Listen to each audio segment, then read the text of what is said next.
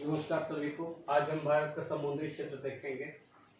सामान्यतः किसी भी देश का जो नेचुरल बाउंड्री होती है उसमें से स्पेशली जो लैंड स्ट्रक्चर होता है वो लगभग फिक्स सा होता है, लेकिन जो आपका सी जोन होता है वो काफ़ी कंट्रोवर्शियल पार्ट होता है।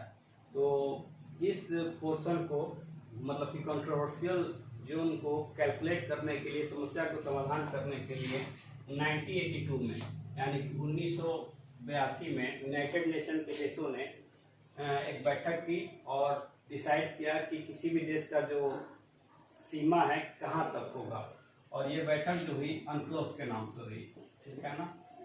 यूनाइटेड नेशन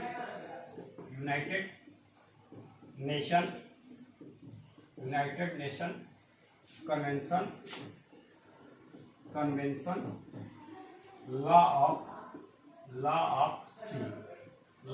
सी, ठीक है ना। उसमें डिसाइड हुआ कि किसी भी देश का कहाँ तक उसका समुद्री सीमा होगा, ठीक है ना। इसको देख लेते हैं इंडिया के रेफरेंस में, ठीक है ना।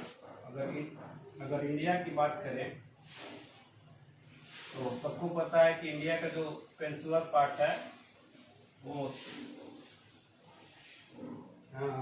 अरबियन सी, इंडियन ओशन और आपका बे ऑफ बंगाल से घिरा हुआ है, ठीक है ना। तो इंडिया के संदर्भ में ये जो आप देख रहे हो, इंडिया का जो ये समुद्री सीमा है यानी कि जो तट रेखा है, एक्चुअली ऐसा नहीं होता है। ये काफ़ी कटा फटा सा होता है। काफ़ी क्या है, कटा फटा सा होता है, ठीक है ना। काफ़ी कटा फटा सा होता है। तो इस कटे फटे बाउंड्री को एक सीध में लाने के लिए एक इमेजिनरी लाइन ड्रा की जाती है, सीधी रेखा। इसी को हम क्या बोलते हैं, बेस लाइन। क्या बोलते हैं इसको, हम आधार रेखा बोलते हैं। बेस लाइन यानी कि आधार रेखा बोलते हैं, ठीक है। और ये तट है, तो इन दोनों के बीच के क्षेत्र को हम क्या बोलते हैं, आंतरिक जल यानी कि इनर जोन भी बोल देते हैं। क्या बोलते हैं, इनर जोन भी बोल देते हैं, इनर सी जोन बोल देते हैं, ठीक है ना। यहाँ से यानी कि बेस लाइन से 12 नॉटिकल मील तक, कितना, 12 नॉटिकल मील तक जो समुद्री सीमा होती है ये पहला भाग है, ठीक है ना। और 1 नॉटिकल मील बराबर आपको पता है कितना होता है, 1.8 मील होता है, ठीक है। तो यहाँ से आधार बेस लाइन से 12 नॉटिकल मील तक जो रेखा होती है इसको हम क्या बोलते हैं, टेरेस्ट्रियल जोन बोलते हैं। टेरेस्ट्रियल जोन बोलते हैं और टेरेस्ट्रियल जोन का मतलब होता है आपका समुद्री प्रादेशिक सीमा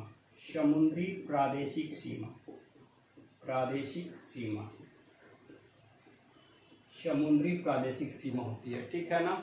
और ये समुद्री प्रादेशिक सीमा है ये 12 नॉटिकल मील तक होती है। किसी भी देश के आगे जो समुद्री प्रादेशिक सीमा है उस पर संपूर्ण अधिकार होता है, यानी कि इंडिया का इस सीमा पर संपूर्ण अधिकार है।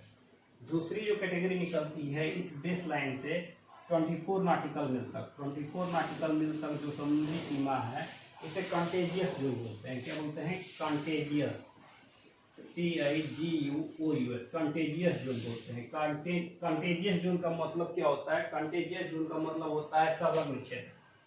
क्या होता है, संलग्न क्षेत्र। और इस कंटेजियस जोन में संपूर्ण अधिकार तो नहीं माना जाता है, लेकिन यहाँ पर इंडिया क्या कर सकता है, कस्टम ड्यूटी ले सकता है, यानी कि सीमा शुल्क ले सकता है। फिर क्या कर सकता है, यहाँ साफ सफाई का कार्य कर सकता है, साफ सफाई का कार्य यहाँ पर कर सकता है, ठीक है ना।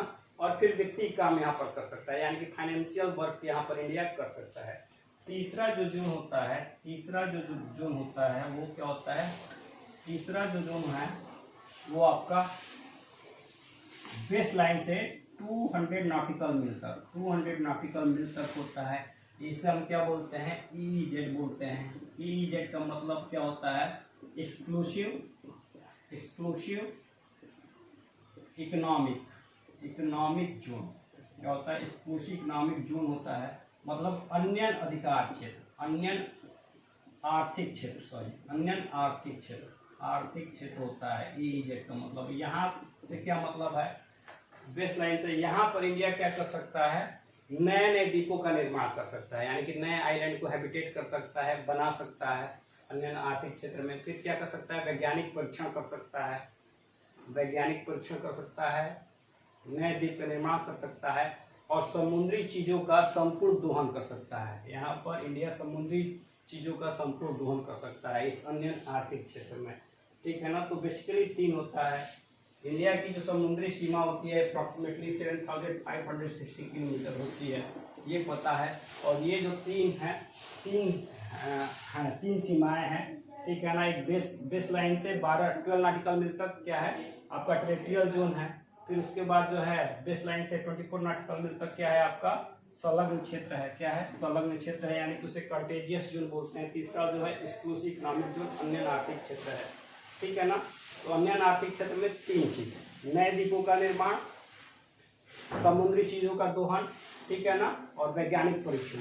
और कंटेजियस जोन में क्या होता है, आप कस्टम ड्यूटी लगाते हो, फिर साफ सफाई का कार्य करते हो, वित्तीय मामले यानी कि कारोबार भी आप कर सकते हो, ठीक है। और बेस लाइन पर किसी भी देश का संपूर्ण अधिकार हो सकता है। आई होप सबको समझ में आया होगा। फिर आपसे नए वीडियो में जल्दी मिलेंगे।